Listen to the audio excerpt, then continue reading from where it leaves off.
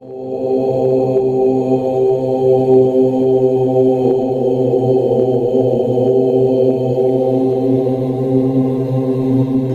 क्या हो सकता है ओम मंत्र का रहस्य?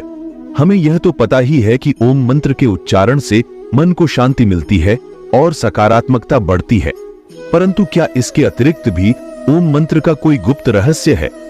ओम का रहस्य जानने से तुम्हें ब्रह्मांड के सीक्रेट कोड 369 में से 3 नंबर वाली पहली चाबी मिल जाएगी, जिससे आप सबसे बड़े खजाने के सभी ताले खोल सकते हैं और संसार में सबसे अमीर व्यक्ति भी बन सकते हो।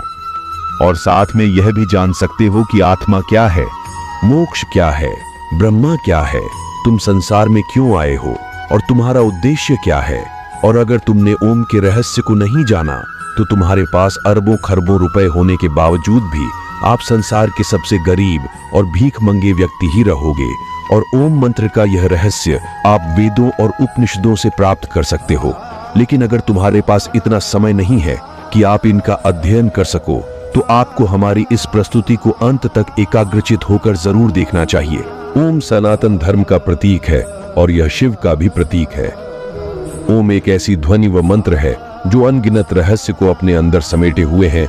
और अमेरिका की ऑक्सफोर्ड यूनिवर्सिटी में डायरेक्टर रह चुके पीटर रसेल ओम मंत्र पर गहन अध्ययन कर रहे हैं और उन्होंने E=NC² को ओम HMC स्क्वायर के समकक्ष बताया है। और वह कहते हैं कि यह सूत्र चेतना की अभिव्यक्ति को दर्शाता है। ओम ही ब्रह्मांड की एक ऐसी ऊर्जा है जिससे यह ब्रह्मांड बना है।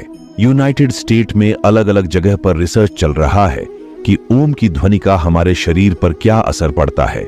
कहा जाता है अध्वनि, उध्वनि और एम ध्वनि।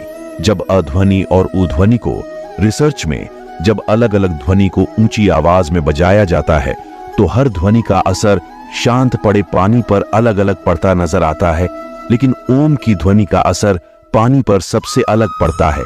रिसर्चर खुद हैरान थे कि ओम की ध्वनि के बजने पर पानी पर ऐसी आकृति बनती है जैसे कि सनातन धर्म में बताए गए श्री यंत्र की आकृति होती है।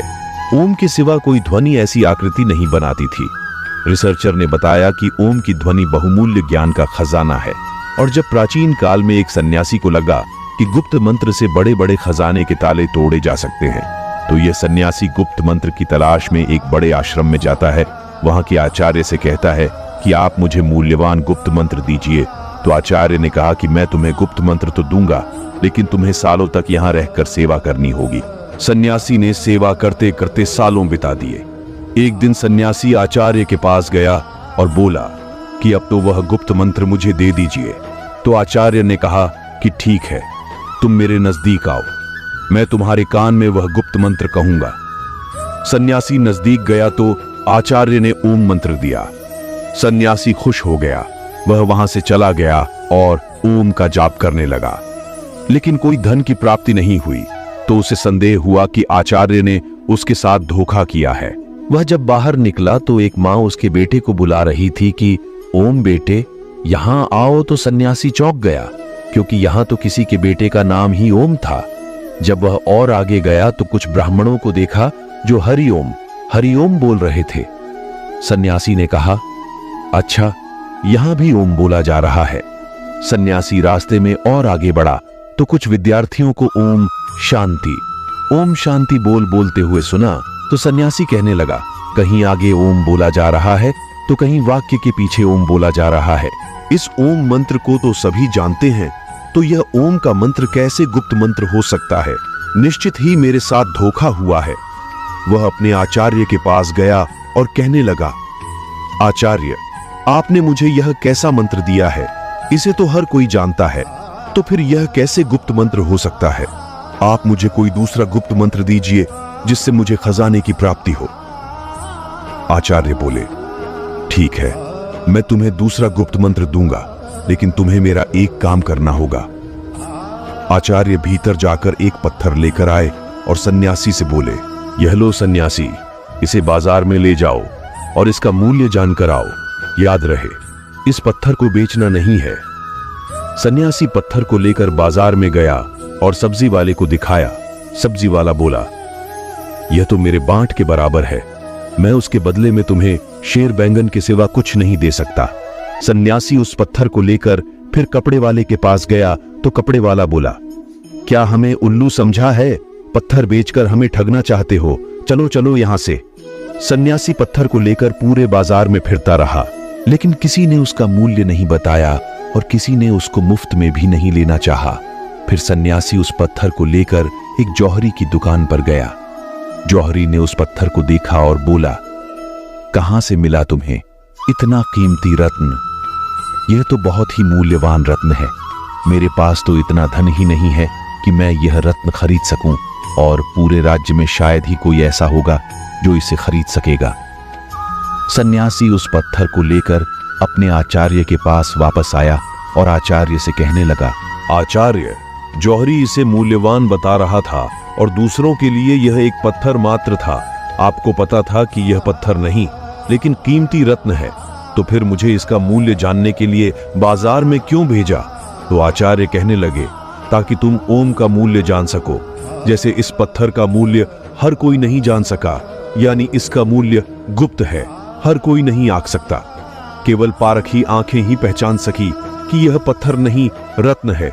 उसी तरह ओम भी एक रत्न है जिसका मूल्य गुप्त है, और जो ओम का मूल्य जानते हैं वह समृद्ध हो जाते हैं। अब ध्यान से सुनो, मैं तुम्हें ओम का विस्तार पूर्वक रहस्य समझाता हूँ। देवताओं के सेनापति भगवान कार्तिकेय ने भगवान शिव को ओम का जो अर्थ बताया है वह मैं तुम्हें बताता हूँ। ओम एक ऐसी प्राकृतिक ध्वनि है जो बिना किसी टकराव से उत्पन्न होती है। इसे तुम अक्षर, शब्द, ध्वनि या नाद भी कह सकते हो। ओम में 3 ध्वनियां हैं, जिसे मात्रा कहाँ मिलते हैं तो ध्वनि बनाता है, और जब उ ध्वनि से म मिल जाता है तो ओम बनता है। ओम की 3 ध्वनियों से ही समस्त विश्व की सभी भाषाएं और बोलियां बनती हैं, और गूंगा भी अध्वनि, उध्वनि और म ध्वनि, ये 3 ध्वनियां बोल सकता है। आपकी भाषा कोई भी हो, लेकिन जब आप उच्चारण के लिए मुंह खोलते हैं तो सबसे पहले आकार की ध्वनि ही निकलती है, और जब तुम उच्चारण के अनंतर मुंह बंद करते हो तो ओमकार का ध्वनि ही निकलती है, और जब तुम होठों को पास लाकर मुख को आधा खुला और आधा बंद रखते हो तब उकार की ही ध्वनि सुनाई पड़ती है। इसीलिए सभी भाषाओं की सभी ध्वनियां, फिर वह स्वर हो या व्यंजन, ओमकार के अंतर्गत ही आती है। इसलिए ओम विशिष्ट वैश्विक ध्वनि है। ओम ईश्वर का प्रतीक भी है। मांडुक्यो उपनिषद के अनुसार ओमकार जगत की उत्पत्ति और लय का प्रतीक है। अध्वनि सर्जन को दर्शाती है, उध्वनि सांसारिक प्रपंच को दर्शाती है, और मध्वनि इस समग्र संसार के लय को दर्शाती है। ओमकार आत्मा की 3 अवस्थाओं को भी दर्शाता है। पहली स्थिति है जागृत। इस अवस्था में जीवात्मा अपने स्थूल अंगों और इंद्रियों से भोगों को भोगता है। दूसरी स्थिति है स्वप्न अवस्था। इस अवस्था में जीव अंतःप्रज्ञ होकर जागृत अवस्था में भोगे हुए भोगों को अपने मन के द्वारा अनुभूति करता है। तीसरी अवस्था है सुषुप्ति। इस स्थिति में जीवात्मा आनंदमय ज्ञान स्वरूप हो जाती है और ज्ञान से परमानंद को प्राप्त करती है, और इन तीनों अवस्था के बाद आत्मा ब्रह्मलीन हो जाती है। इस अवस्था में आने के बाद आत्मा अद्वैत शिव ही शिव रह जाती है। अब उसे जीव, जगत और ब्रह्म के भेद का प्रपंच नहीं रहता, और उसे अनाहत नाद ओम सुनाई देता है। अनाहत नाद कोई ध्वनि नहीं है, लेकिन अनाहत एक अनुभूति है जिसमें आत्मा कहती है कि अहम ब्रह्मास्मि शिवोहम, मैं ही ब्रह्म हूँ, मैं ही शिव हूँ, मैं ओमकार हूँ, मैंने ही जगत के रूप में अपना विस्तार किया है, मैं ही शेर हूँ जो ही हिरण रूप को मारने जा रहा हूँ, मैंने ही अपने पुत्र के रूप में जन्म लिया है, और मैं ही मेरे माता पिता के रूप में जन्म ले चुका हूँ। इस संसार में केवल मैं ही हूँ, मेरे सिवा कोई नहीं है। बोलने वाला भी मैं ही हूँ और सुनने वाला भी मैं ही हूँ। सांप बनकर मैं ही अपने आप को डसने जा रहा हूँ, और मैं ही उससे बचने के लिए दौड़ रहा हूँ। इस ओमकार के रहस्य को जान लेने के बाद सोना, चांदी, रुपए, पैसे सब मिट्टी लगने लगता है, क्योंकि यह सब भौतिक पदार्थ वास्तव में ही स्थूल रूप है। मैं तो इतना अमीर हूँ कि ये घर, ये जमीन, ये पृथ्वी, ये तारामंडल ही नहीं, पूरा ब्रह्मांड ही मेरा है। और ऐसे कितने ब्रह्मांड होंगे जो मेरे ही अंग है, तो मेरे जितना अमीर कौन हो सकता है जब मुझे इतना बड़ा खजाना मिल रहा है। मैं क्यों इन किलो 100 किलो सोना, चांदी और रुपए पैसे के पीछे क्यों भागूं? और इस खजाने को खोलने के लिए मैंने 3 नंबर की चाबी दी है, जो अब मैं तुम्हें बताता हूं। मूल नैसर्गिक ध्वनियां 3 है, अध्वनि, उध्वनि और एम ध्वनि।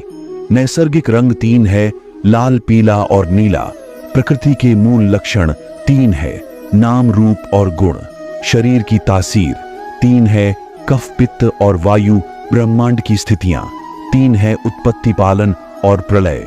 और उनके देवता भी 3 है, ब्रह्मा, विष्णु और महेश। पदार्थ के मूल तत्व 3 है, न्यूट्रॉन, प्रोटॉन और इलेक्ट्रॉन। पहले आयाम 3 है, लंबाई, चौड़ाई और गहराई। और इन 3 नंबर की चाबी को जितना गहराई से अध्ययन करोगे और उसकी गहराई में जाओगे, तुम मुझे ही पाओगे और अपने आप को ही पाओगे, क्योंकि इस संसार में तुम्हारे सिवा दूसरा कोई है ही नहीं। तो मित्रों, ये प्रस्तुति आपको पसंद आई है तो प्रस्तुति को लाइक करें और ऐसी ही ज्ञानवर्धक जानकारी के लिए आप हमारी चैनल को सब्सक्राइब जरूर करें और कमेंट में ओमकार लिखना ना भूलें। धन्यवाद।